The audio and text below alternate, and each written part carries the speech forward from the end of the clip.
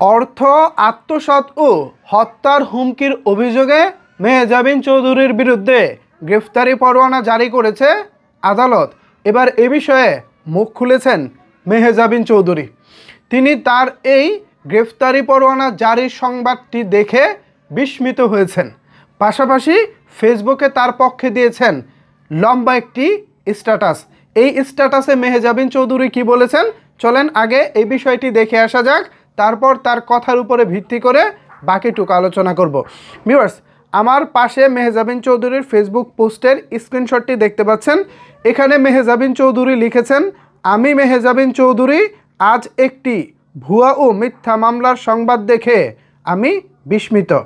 আমি মনে করি বিষয়টি সম্পূর্ণ ভিত্তিহীন এবং উদ্দেশ্য প্রণোদিত গুজব ছাড়া আর কিছুই নয়।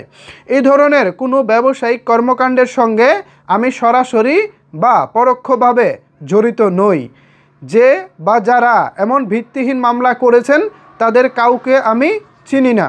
যারা আমাকে চেনেন তারা জানেন আমি কেবল আমার অভিনয় ও পেশাগত দায়িত্বে সর্বদা নিবেদিত।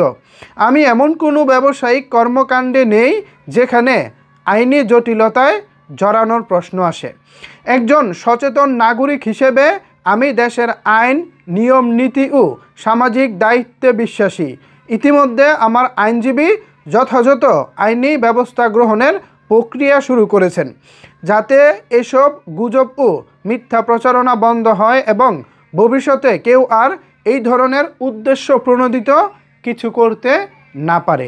একজন শিল্পী ও সচেতন নাগরিক হিসেবে আমি সবসময় দেশের আইন, নীতি ও সামাজিক মূল্যবোধ মেনে চলেছি। গত এক যুগের বেশি সময় ধরে মিডিয়ায় পরিশ্রম ও নিষ্ঠার সঙ্গে কাজ করে আসছি, যার সাক্ষী আমার দর্শক, সহকর্মী ও শুভাকাঙ্ক্ষীরা। আমি আমার সহকর্মী গণমাধ্যম কর্মীদের অনুরোধ করছি, ভিত্তিহীন কোনো তথ্য যাচাই বাছাই ছাড়া প্রকাশ করবেন না।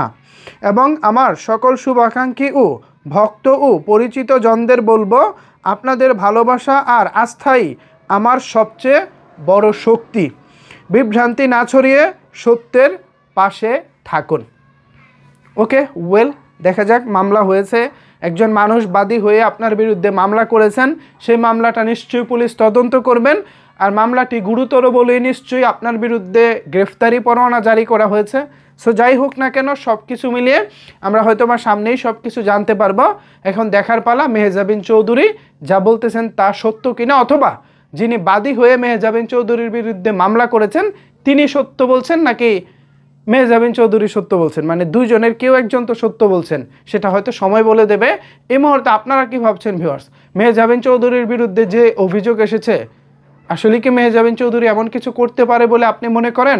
অথবা পক্ষে বিপক্ষে যে কোনো মতামত আপনি শেয়ার করতে পারেন নিচের কমেন্টস বক্সে। ধন্যবাদ সবাইকে এতক্ষণ আমার সাথে থাকার জন্য।